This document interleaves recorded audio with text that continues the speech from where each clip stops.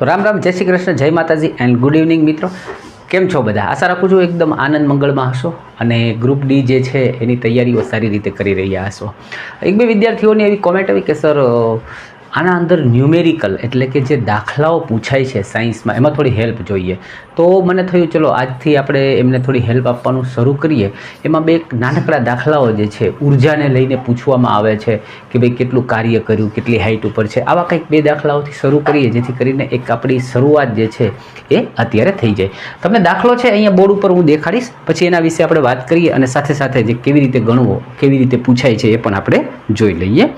Screen ઉપર દાખલો અહીંયા આવી જશે, પહેલાં વાંચીએ પછી કઈ રીતના સોલ્વ કરવું એ આપણે જોઈએ. શું કહે છે કે 12 કિલોગ્રામ દળની એક વસ્તુ જમીન પરથી અમુક ઊંચાઈ પર આવેલી છે. જો આ વસ્તુની સ્થિતિજ ઉર્જા જે છે એ 480 જૂલ હોય તો વસ્તુ જે છે એ જમીનની સાપેક્ષ એની ઊંચાઈ શોધો. ઓકે, અને આપેલું છે કે જી બરાબર એનું મૂલ્ય જે છે ગુરુત્વ પ્રવેગનું એ તમારે 10 મીટર પ્રતિ સેકન્ડનો વર્ગ પ્રતિની નિશાની આપ કાઢી નાખો તો એસ કરીને માઇનસમાં વર્ગ ઉપર લખવો પડે, અને જો પ્રતિ કરો તો માઇનસ કરવાની જરૂર નથી. આટલી તો મારા ખ્યાલથી બધાને ખ્યાલ હશે જ. ઓકે, થોડુંક ડિસ્ટર્બન્સ રહેશે. આજુબાજુમાં મારા ઘરની આજુબાજુમાં પાયલોટનું ટ્રેનિંગ સેન્ટર છે એટલે વિમાન ઉડતા હોય છે, એટલે એના માટે હું કશું કરી શકતો નથી, ક્ષમા ચાહું છું. હવે જુઓ, આના અંદર આપણને પૂછ્યું છું કે વસ્તુની હાઇટ જે છે એ આપણે શોધવાની છે. તો વસ્તુ જે છે કોઈ જગ્યા ઉપર પડી છે એટલે કે એ પોતાની કંઈક ઉર્જા હશે, એની સ્થિતિ જે છે જમીનથી ઊંચી છે એટલા માટે એમાં સ્થિતિજ ઉર્જા આવે.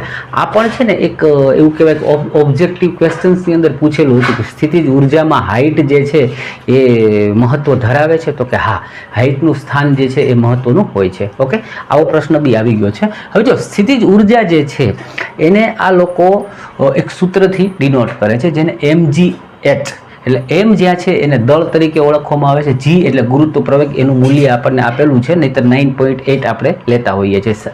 ગણતરીમાં સરળતા રહે એના માટે આપણે 10 મીટર પ્રતિ સેકન્ડનો વર્ગ લઈએ છીએ અને h હાઇટ આપણને શોધવાની છે.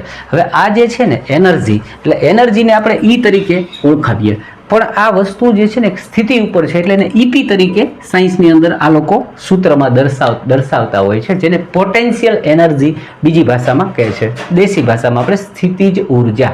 તો એનું સૂત્ર જે આપેલું છે આપણે લખ્યું છે mgh. તો m આપણને આપેલું છે એનું દળ, તો આના અંદર દળ આપણને આપેલું છે, વસ્તુ છે એ એનું દળ 12 જેટલું આપેલું છે. જી જે છે એ આપણે અહીંયા લઈએ, એની સાથે ગુણાકારમાં 10 મીટર પ્રતિ સેકન્ડ અને એનો વર્ગ જે છે માઇનસમાં આપણે લઈ લઈએ છીએ. એચ જે છે એનું મૂલ્ય આપણે શોધવાનું છે, પરંતુ આપણને અહીંયા સ્થિતિજ ઉર્જા જે છે એ આપણને રકમમાં આપી દીધેલી છે, જે 480 જેટલી છે. હું એક વખત વેરીફાઈ કરી લઉં, રકમ જે છે મને મોઢે નથી એટલા માટે, જેથી આપણે ગણતરીમાં ભૂલ ના થાય. આપણને સ્થિતિજ ઉર્જા જે છે હા 480 જૂલ આપેલી છે, તો બધાનું મૂલ્ય મૂકી દઈએ. ઓકે, અહીંયા આપણે 480 મૂકીએ છીએ, આ ઇક્વલ ટુની નિશાની 12 જે છે ને એમ નામ રાખીએ છીએ, ગુણાકારની અંદર 10 અને હાઇટ આપણને શોધવાની છે એ. ઓકે, હાઇટ શોધવાની છે એટલે આપણે એને એઝ ઇટ ઇઝ રાખીશું અને આ જે છે એને સામેની બાજુ લઈ જઈને ભાગાકાર કરી શકીએ, નહીં તો સીધું આપણે કરી શકો છો. આ શૂન્યથી શૂન્ય ઉડાડી દઈએ અને 12થી ઉડાડી એટલે 12 ચોકુ ને 48. અહીંયા વધે છે માત્ર ને માત્ર h એટલે કે હાઇટ, અને અહીંયા આવશે 4. હવે h જે છે ને એ જ્યારે આ દળ આપેલું છે તો એમાં તમારે પાછું એ જોવાનું રહેશે, અહીંયા મીટર પ્રતિ સેકન્ડ છે, તો આ h આવ્યું શું આવ્યું? કદાચ ઓપ્શનની અંદર 4 મીટર બી હોય, 4 સેન્ટીમીટર બી હોય, અથવા તો આ પ્રશ્નને થોડોક ડીપમાં કરવા માટે સેન્ટીમીટરમાં બી ઓપ્શન આપી શકે. તો ધ્યાન રાખજો, આ જે 4 આવ્યું હાઇટ જે છે એ હાલ મીટરમાં આવી છે. કેમાં આવી છે? મીટરની અંદર. એટલે એ તમને ખબર હોય છે. વસ્તુ બહુ ઇઝી હતી, એકદમ આરામથી મૌખિક કરી શકો એવો દાખલો હતો, પણ નવા છો, કદાચ ખ્યાલ ના હોય, એના માટે મેં સ્ટેપ બાય સ્ટેપ આપણને આ દાખલો જે છે મેં સમજાવ્યો છે. આશા રાખું છું આપ આમાં સમજવામાં અને શીખવામાં સફળ થયા છો. વિડીયોને લાઇક અચૂકથી કરજો જેથી મને પણ મોટિવેશન મળે, આવા બીજા દાખલાઓ, બીજા વિડીયોઝ બનાવવાનું મને પણ આનંદ રહે. બીજો દાખલો જે છે એ કંઈક આવો જ છે, એને જોઈએ આપણે. બીજો દાખલો જે છે એને આપણે સમજીએ આ જ રીતે વ્યવસ્થિત રીતે. અહીંયા બોર્ડ ઉપર તમને હું દેખાડી દઈશ.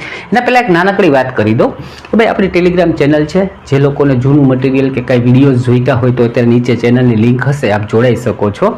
જે લોકોને ગુજરાતીમાં પ્રેક્ટિસ કરવા માટે મટીરિયલ અને પેપર ખરીદવા હોય, જે લેટેસ્ટ 2026 સુધીના, તો એ મારી પાસેથી ખરીદી શકે છે. અત્યારે મારો નંબર બી આવી ગયો હશે. PDF 100 રૂપિયા મળશે અને 100 થી 200 રૂપિયાની વચ્ચે આપણે મટીરિયલ્સ જે છે વેચીએ છીએ, જેનું તમે પ્રિન્ટ આઉટ કરી શકો એ ફોર્મેટમાં હોય છે. ઓકે, એટલે એની કોઈ વેલિડિટી નથી કેટલા દિવસ. ઈચ્છા થાય તો તમે ગુજરાતીમાં ખરીદી કરી શકો છો. ઓકે, નેક્સ્ટ ક્વેશ્ચન્સ છે અહીંયા આવી જશે, વાંચીએ. શું કહે છે કે 15 કિલોગ્રામ દળની એક વસ્તુ 4 મીટર પ્રતિ સેકન્ડના નિયમિત વેગથી ગતિ કરે છે. વસ્તુની ગતિ ઉર્જા કેટલી હશે? પેલાની અંદર આપણે શું જોયું તો કે આપણે સ્થિતિજ ઉર્જા જોઈ. આની અંદર ગતિજ ઉર્જા. જ્યારે કોઈ વસ્તુ અમુક ચોક્કસ વેગથી જે છે નિયમિત રીતે ગતિ કરે છે, એ શબ્દ આની અંદર કામનો છે, કારણ કે નિયમિત વેગથી ગતિ કરે છે એટલે વેગ જે છે એ બદલતો નથી.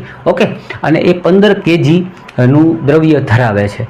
તો એની આપણને શું કીધું, જ્યારે કોઈ વસ્તુ ગતિ કરતી હોય ને ત્યારે એના અંદર એક ગતિના કારણે એક ઉર્જા ઉત્પન્ન થઈ, જેને ગતિજ ઉર્જા કહેવામાં આવે છે. બીજી ભાષામાં એને E એટલે એનર્જી, K એટલે કાઇનેટિક એનર્જી તરીકે આને પણ ઓળખવામાં આવે છે. એટલે શબ્દ બેમાંથી જે વાપરે શોધવા માટેનું સૂત્ર પણ એકદમ ઇઝી છે. 1/2 એટલે કે 1/2 એમ દ્રવ્ય જે આપ્યું છે, ઓકે, એનું દ્રવ્યમાન, વસ્તુનું દ્રવ્યમાન, અને V એટલે વેગ, એનો વર્ગ. બસ સિમ્પલ વસ્તુ છે. જે માહિતી આપી છે એને આપણે આના અંદર મૂકી દઈએ તો ઇક્વલ ટુ 1/2 મૂકીએ છીએ. એમ જે છે આપણે દ્રવ્યમાન 15 kg આપેલું છે.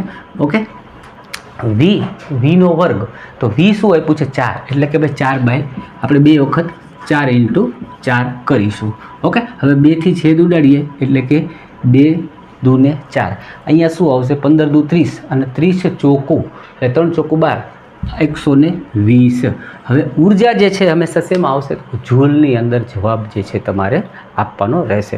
તો આ પણ એક સિમ્પલ દાખલો હતો. આને પણ આ રીતે સિમ્પલી તમે ગણી શકતા હતા.